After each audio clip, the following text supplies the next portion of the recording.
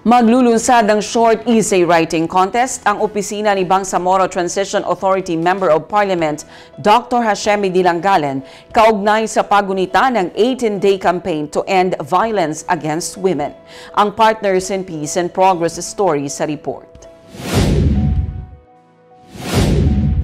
Bilang suporta sa 18-day campaign to end violence against women, maglulunsad ang opisina ni Bangsamoro Transition Authority, Member of Parliament Dr. Hashemi Dilangalen ng short essay writing contest.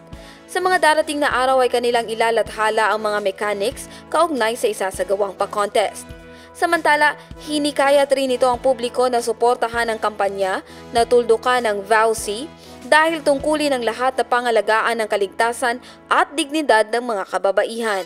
Jen Garcia, iMinds, Philippines.